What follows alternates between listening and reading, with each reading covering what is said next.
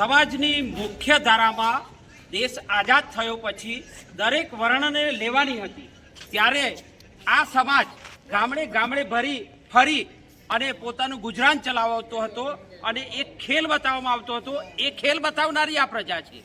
આ પ્રજા આપ જોઈ શકો છો એમનું ડ્રેસ સેન્સ કે એવો હવે વાંડ આઝાદીના 75 વર્ષ પછી મુખ્ય ધારામાં, સમાજની મુખ્ય ધારામાં કે એક છત બનાવીને, જાદવ સાહેબ હું આપને કહું છું, એક છત બનાવીને રહેવાની આ લોકોની તૈયારી નહોતી અત્યાર સુધી. છેલ્લા 30 વર્ષમાં આ લોકોએ પરિવર્તન આણ્યું અને મજૂરી કરી. એ લોકોએ સ્ટેબલ ધંધા કર્યા, લારી ધંધા કર્યા, મજૂરી કરી અને આપ જોઈ શકો છો એમનું ડ્રેસ સેન્સ કે આ લોકો મુખ્ય ધારામાં જ્યારે પ્રવેશવાની તૈયારી કરી અને એમના માથે એક છત આવી. બાકી આ લોકો ઓઢા બનાવીને રહેતા હતા. તમને કદાચ ખબર ના હોય તો કહી દઉં, મારે ત્યાં પણ વસ્તુ છે.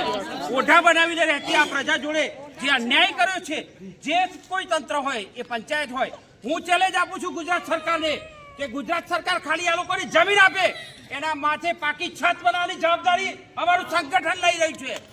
હું ગુજરાતમાં રહેલા તમામ સામાજિક આગેવાનો અને સોશિયલ મીડિયાના યોદ્ધાઓને આહવાન કરું છું કે મુખ્ય ધારામાં આ છોકરું ભણવા માટે જ્યારે તૈયારી કરી રહી છે એની મમ્મી, ત્યારે એના માથેથી છત છીનવાઈ ગઈ છે. આમની પાસે નથી તો જળ, નથી તો જમીન, કે નથી આ લોકો જોડે શેઢો. આ લોકો વિચરતી વિમુક્ત જાતિ, એટલે કે એક ગામથી બીજે ગામ ભટકતી જાતિ. ભટકાવ હતું આ લોકોનું જીવન.